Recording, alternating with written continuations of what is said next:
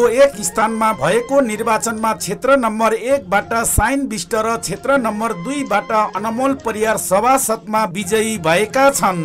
तमगास स्थित Gandaki English boarding स्कुलका विद्यार्थी परिषदको निर्वाचनमा ती 2 जनाका अलावा 7 क्षेत्रबाट 14 जना प्रत्यक्ष र 1 जना समानुपातिक सहित कुल 21 जना सभासदहरू निर्वाचित भएका हुन्। त्यस विद्यालयका सामाजिक विषय शिक्षक तथा प्रमुख निर्वाचन अधिकृत अनिश सुवानीले निर्वाचनमा ती 2 जना सहित निर्वाचित अन्य क्षेत्रका सभासदहरूको पनि नामावली घोषणा गर्नुभएको छ, जस अनुसार क्षेत्र नम्बर 1 बाटै अर्का सभासद रोहित कुँवर, 2 बाट अर्का सभासद रजत परियार निर्वाचित भएका छन्। क्षेत्र नम्बर 3 बाट विश्वास कुँवर, आकृति सुनार, क्षेत्र नम्बर 4 बाट आयान घिमिरे र सबिना भण्डारी, क्षेत्र नम्बर 5 बाट अंकित पाण्डे र कमला विश्वकर्मा, क्षेत्र नम्बर 6 बाट सौरभ हिताङ र दीपसना थापा, क्षेत्र नम्बर 7 बाट अनुपम पाण्डे र दिया बस्नेत गण्डकी विद्या परिषदको सभासदमा विजयी भएका छन्। त्यस्तै समानुपातिक तर्फ मन्नित हुनेहरूमा क्षेत्र नम्बर 1 कक्षा 4 बाट नीतिका नेपाली, क्षेत्र नम्बर 2 कक्षा 5 बाट पूजा विक, क्षेत्र नम्बर 3 कक्षा 6 बाट अभि चौधरी, क्षेत्र नम्बर 4 कक्षा 7 बाट शुभम परियार, क्षेत्र नम्बर 5 कक्षा 8 बाट सुदीप परियार, क्षेत्र नम्बर 6 कक्षा 9 बाट अभिषेक सुनार र क्षेत्र नम्बर 7 कक्षा 10 बाट अजमल मिया रहेका छन्।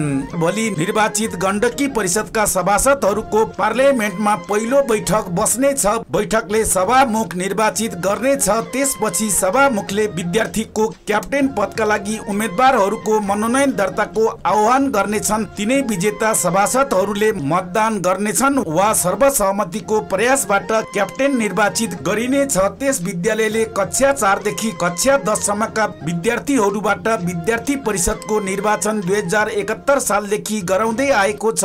यस वर्षको विद्यार्थी परिषदको निर्वाचनमा कक्षा 4 देखि कक्षा 10 सम्म 355 मतदाता रहेका थिए। त्यसमध्ये 348 मत खसेका थिए, 17 मत बदर भएका थिए, 331 मत सदर भएको प्रमुख निर्वाचन अधिकृत सुवानी बताउनुहुन्छ। विभिन्न कक्षालाई उसले क्षेत्र नम्बर 1 देखि क्षेत्र नम्बर 7 सम्म विभाजित गरेको छ। विद्यार्थीहरूलाई लोकतान्त्रिक पद्धतिको चेतना, नेतृत्व विकास र मतदाता शिक्षा दिन र अतिरिक्त क्रियाकलाप सिकाउने उद्देश्य अनुरूप विद्यार्थी परिषद गठन गरिएको त्यस स्कुलका प्रिन्सिपल पशुपतिनाथ अर्यालले बताउनु भयो।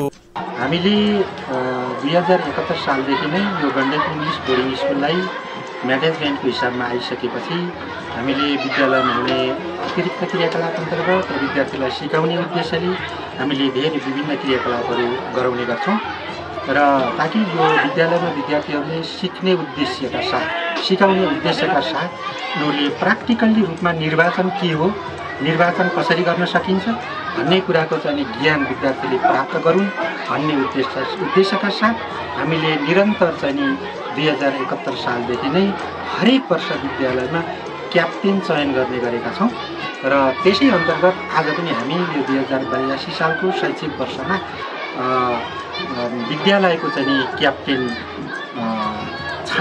छनौट गर्ने प्रक्रियामा हामी अगाडि बढिरहेका छौँ। त्यसै अन्तर्गत आज यो विद्यालयमा एउटा निर्वाचन प्रक्रिया अगाडि बढिरहेको छ र हामीले यो प्रत्यक्ष निर्वाचन प्रणाली नभएर हामीले चाहिँ जुन संवैधानिक व्यवस्था अनुरूप गरिएको जुन यो पार्लियामेन्ट सिस्टम अन्तर्गतको चाहिँ निर्वाचन प्रणालीलाई अवलम्बन गरेका छौँ, जसबाट विद्यालयबाट प्रत्यक्ष र समानुपातिक गरेर 17 जना प्रतिनिधिहरू छनौट हुनुहुनेछ र त्यसबाट 1 जना सभामुख चयन हुने र बाँकी 16 जना मध्येबाट 2 जना चाहिँ एउटा क्याप्टेन र एउटा अर्को भाइस क्याप्टेन चाहिँ छनौट हुनुहुनेछ र अरू त्यो पार्लियामेन्टमा रहेका सदस्यहरू हुनुहुनेछ। हामी यही प्रक्रियाले जसरी नेपालको संविधान बमोजिम नेपालको पार्लियामेन्ट अन्तर्गतको चाहिँ चुनाव हुन्छ त्यही प्रक्रिया अन्तर्गत हामी चाहिँ यो चुनाव गराइरहेका छौँ र यसले विद्यालयमा विद्यार्थीहरू कस्तो हुने, कुन अनुशासन गराउने, कस्तो प्रकारका कुराहरू गराउने, त्यो क्याप्टेनले विद्यालयको चाहिँ हक, हित, अधिकारको बारेमा उनीहरूले चाहिँ आवाजहरू उठाउने सम्पूर्ण कुराहरू तिनीहरूले नै गर्ने गर्छन् र चाहिँ यही अनुसार हामी चाहिँ यो प्रक्रियालाई अगाडि बढाइरहेका छौँ। निर्वाचनसँगै वृद्ध दृष्टिविहीन अपाङ्गता भएका व्यक्ति लगायतका अशक्त मानिसहरूले पनि मताधिकार प्रयोग गर्न पाउनुपर्छ भन्ने जनचेतनामूलक नाटक समेत विद्यार्थीहरूले मञ्चन गरेका थिए।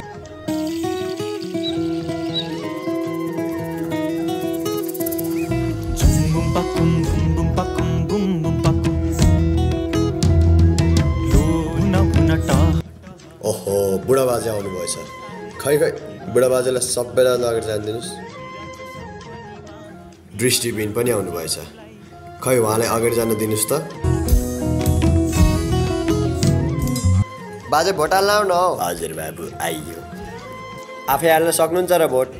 कहाँ सक्नु र बाबु, यस्तो अनपढ बुढो मान्छेले। तपाईँ जस्तै वृद्ध, अशक्त, अपाङ्गहरूको लागि हाम्रो संविधानमा प्रोक्सी भोटको सुविधा रहेको छ, जसबाट चाहिँ तपाईँले आफूले इच्छाएको व्यक्तिलाई लिएर भोट हाल्न सक्नुहुन्छ। कसलाई ल्याउनु भएको छ भोट हाल्नको लागि? ए हो र बाबु। ए नाति केटा झिल्के, यहाँ आइज त। यही हो मेरो नाति केटो। ल यो हजुरबाले जहाँ भनिदिनुहुन्छ त्यहीलाई भोट हालिदिनु है नाति केटा। हजुरले आँखा देख्नु न, के सानैबाट जन्मजातै यस्तै हो? भोट हाल्ने रहर छ। ए साथीलाई भनेर आफूलाई जसमा भोट हाल्न मन लाग्छ त्यसमै भोट हाल्नुहोस् है त।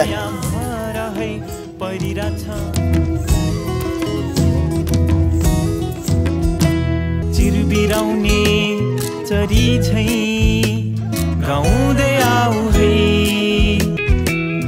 सधैँ खुसी र माया।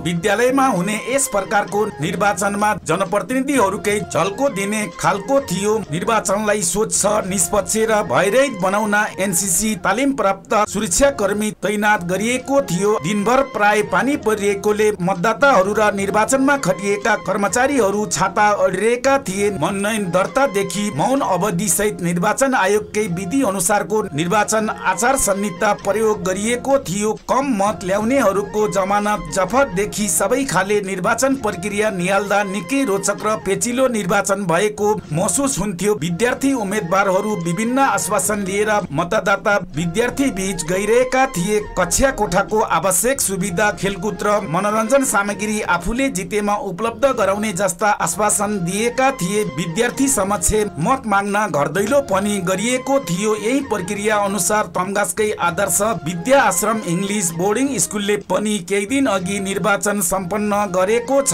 यही जेठ 6 गते भएको निर्वाचनमा क्याप्टेन पदका लागि 8 जना र सह क्याप्टेन पदका लागि पनि 8 जनाको उम्मेदवारी परेकोमा कक्षा 8 मा अध्ययनरत विद्यार्थी संजोग सापकोटा 68 मत ल्याई विजयी भएका छन्। सह क्याप्टेन पदमा कक्षा 9 की छात्रा तिर्सना पाण्डे विजयी भएकी छन्। त्यस स्कुलमा भएको मतदानमा 297 मत खसेकोमा 24 मत बदर भएको थियो। 273 मत सदर भएको थियो। निर्वाचित क्याप्टेन र सह क्याप्टेनलाई त्यस विद्यालयका प्रबन्ध निर्देशक राजु कुँवरले पद तथा गोपनीयताको शपथ ग्रहण गराउनु भएको थियो।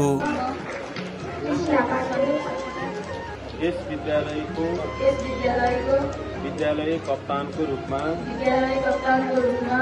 निर्वाचित भएकोमा विवेक, कर्तव्य र इमानदारीका साथ आफ्नो जिम्मेवारी पूरा गर्ने प्रतिज्ञा गर्दछु। म विद्यालयको नियम, अनुशासन र प्रतिष्ठालाई सदैव उच्च राख्ने प्रयत्न गर्नेछु। मैले साथीहरूका भावना, समस्या र आवश्यकतालाई बुझी उनीहरूको हक र हितको रक्षा गर्न न्यायपूर्ण र निष्पक्ष ढङ्गले काम गर्ने प्रतिज्ञा गर्दछु। म शिक्षक मण्डली, साथीहरू र विद्यालय प्रशासनसँग सहकार्य गर्दै विद्यालयको गौरव बढाउने कार्यमा सधैँ सक्रिय रहनेछु। ईश्वर मलाई यो जिम्मेवारी इमान्दारीपूर्वक पूरा गर्ने शक्ति प्रदान गरून्।